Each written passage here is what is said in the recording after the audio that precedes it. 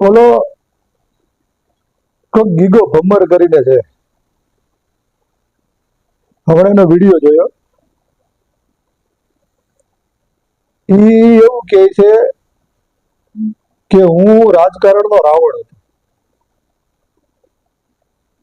તો તું કીધું રાજકારણનો રાવણ હતો તો અત્યારે કામ વિભીષણ જેવા કા કરે છે? તું આયર સમાજ વિશે બોલ, ચારણ સમાજ વિશે બોલ, દલિતો વિશે બોલ. મારે તને ઈ કહેવાનું છે ભાઈ કે આ માથે ધોળા આવ્યા પણ બુદ્ધિ કા હજી નથી આવી? કે પછી હાથે કરીને આ તું તારી માનસિકતા દેખાડી રહ્યો છો?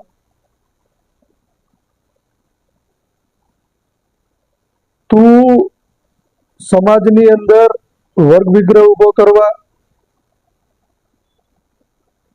એકાબીજાની જાતિઓને નીચી દેખાડવા, આ બધું કરી રહ્યો છો. તું રાજકારણનો રાવણ હતો નહીં, પણ તને હવે રાજકારણમાં જવાનો રસ લાગ્યો હોય ને એવું આમાં પ્રતીત થઈ રહ્યું છે.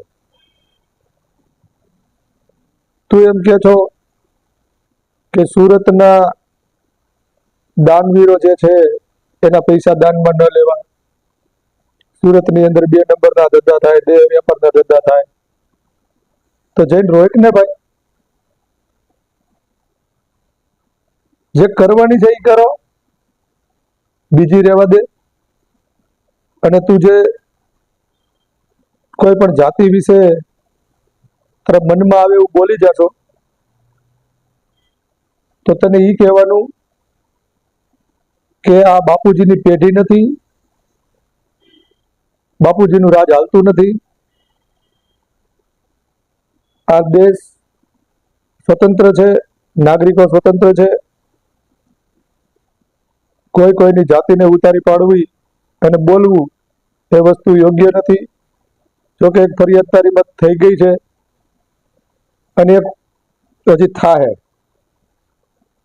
કેમ કે તને ત્યાં સુધી ભાન નહીં આવે કે જ્યાં સુધી તને કાયદાનું ભાન ન કરાવી. એટલે ભાઈ ગીગા, તને એ કહેવાનું કે ગઈઢો થયો પણ બુદ્ધિનો સાટો ન આવ્યો. એટલે તું તારા બાપમાં રીજે મારવાલા. ખોટે ખોટો આવો જાતિ વિરુદ્ધના શબ્દો બોલી પ્રચાર કરી અને હવામાં ન રહે. ક્યારેક ક્યાંક નકામો ખોટો અટવાઈ જાય,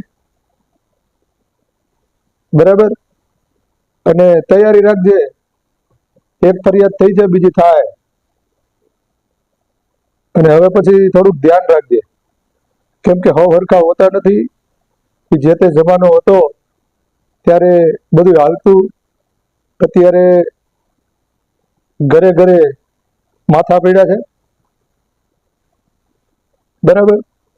આ વિડીયો માત્ર તને સમજાવવા માટે મૂક્યો છે કે તારી જેવા માથે ધોળા આવી ગયા હોય ને એને ઘરે બેહીને પ્રભુ ભજન કરાય, ઘરના છોકરાઓને હચવાય, એની ભેગું રમાય, શાંતિ રખાય. આવા બફાટો સમાજની વચ્ચે કાઢી અને એકાબીજાની જાતિઓને પાડી દેવા, ઉતારી પાડવાના ધંધા ન કરાય. નકામા કોક અડી જાય મારવાલા. એટલે શાંતિથી ઘરે બેહીને દીકરા દીકરીઓના છોકરા હોય ને એને રમાડ. તારી ઉંમર ઈ છે, તારી ઉંમર આ બાંધણા કરાવવાની કે તારી હલકી માનસિકતા દેખાડવાની નથી. ઘરે બે હો મારવાલા.